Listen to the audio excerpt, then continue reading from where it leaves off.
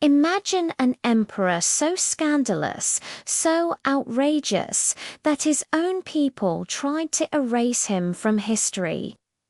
This is the story of Elagabalus, the Roman emperor who made Caligula and Nero look tame. His 4-year reign was a whirlwind of religious revolution, lavish parties, and gender-bending controversies that shook the Roman Empire to its very core. Buckle up, because we're diving into the life of one of history's most fascinating and misunderstood rulers. Born in Syria in 203 CE, the boy who would become Elagabalus was named Varius Avitus Bassianus. He was part of the powerful Severan dynasty, and his path to the throne was paved with ambition and intrigue, mostly by the powerful women in his family. His grandmother, the brilliant Julia Maesa, saw an opportunity after the reigning Emperor Caracalla was assassinated. To secure her family's power, she started a rumor. Young Elagabalus was Caracalla's secret illegitimate son. This clever lie gave him a legitimate claim to the throne in the eyes of the army, with the backing of the Syrian legions. The teenager was proclaimed emperor in 218 CE. He marched against the usurper Macronus, won a decisive victory, and at just 14 years old became the most powerful man in the world. But Rome had no idea what was coming.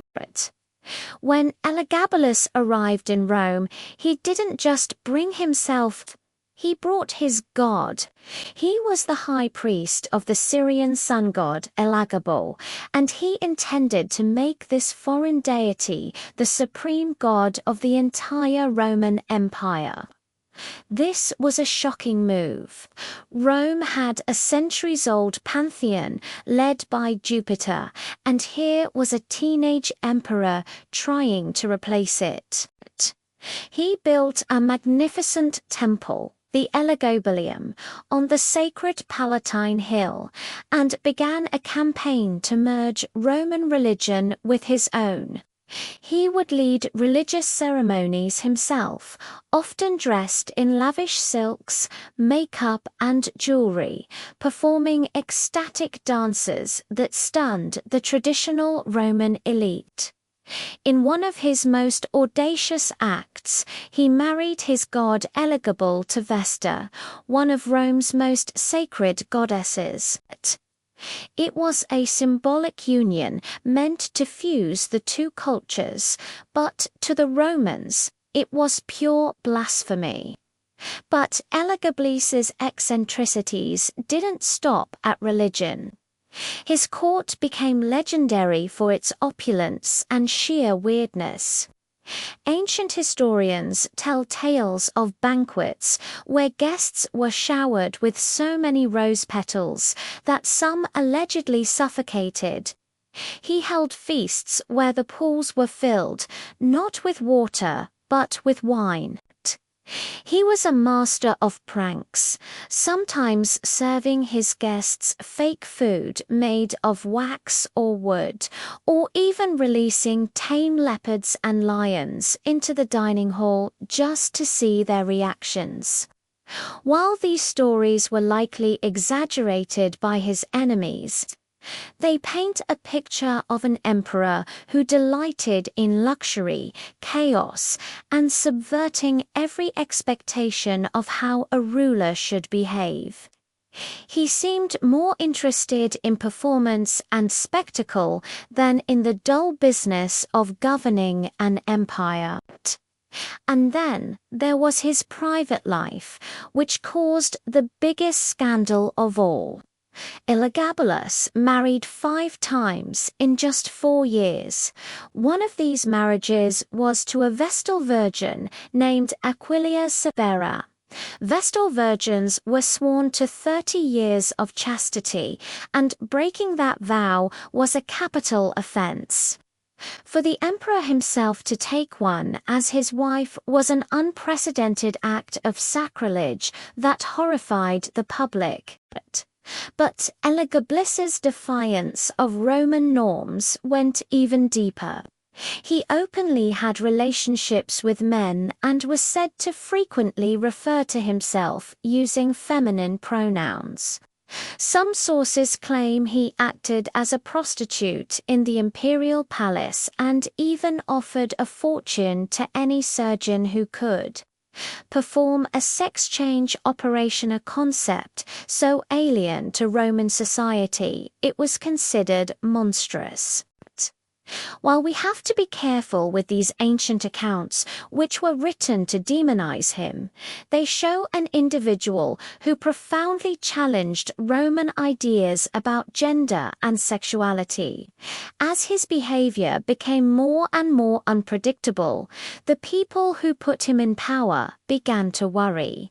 His grandmother, Julia Misa, realized that Elagabalus was a liability.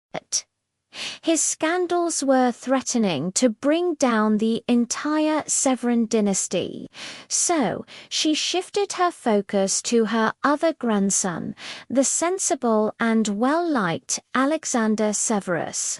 Misa convinced Elagabalus to adopt Alexander as his son and heir, positioning him as the stable alternative. Elagabalus, however, quickly grew jealous of his cousin's popularity. He saw Alexander as a threat and tried multiple times to have him stripped of his titles or even killed, but the Senate and the army stood by Alexander.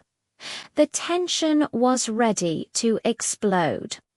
The final act of this imperial drama came in March of 222 CE in a desperate attempt to test the loyalty of his personal bodyguards, the Praetorian Guard. Elagabalus spread a false rumor that Alexander was dying. The plan backfired spectacularly.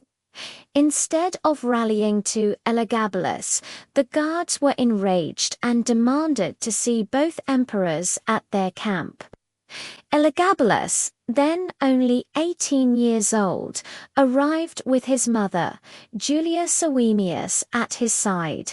The soldiers cheered for Alexander but gave Elagabalus the silent treatment. Enraged, the emperor ordered the arrest and execution of the soldiers who had shown loyalty to his cousin. This was the last straw. The Praetorian Guard turned on him, a riot broke out, and in the chaos, both Elagabalus and his mother were killed. Their bodies were reportedly dragged through the streets of Rome, mutilated, and finally thrown into the Tiber River. The Senate then issued a damnatio memoria, an official condemnation of his memory, trying to erase every trace of his existence from the historical record. With Elagabalus gone, his cousin Alexander Severus became emperor, bringing a sense of calm and stability back to Rome. For centuries, Elagabalus was remembered as a monster, a degenerate tyrant whose reign was a dark stain on Roman history. The surviving accounts, written by his enemies, painted him as the worst of the worst. But modern historians have started to see his story differently. Was he truly a madman, or was he a young foreign priest-king trying to impose his culture on a society that was deeply resistant to change? His story is a powerful clash of cultures, a collision between the traditions of the Roman West and the religious. Further of the Syrian East, he pushed the boundaries of religion, gender, and imperial power further than anyone before him. While his methods were chaotic and ultimately self-destructive, Elagabalus remains one of the most unforgettable and thought-provoking figures in the entire history of the Roman Empire.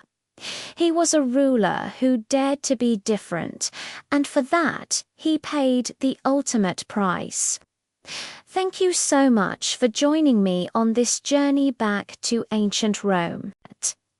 If you enjoyed this dive into one of history's most controversial figures, please hit that like button and subscribe for more stories that you won't find in the average textbook.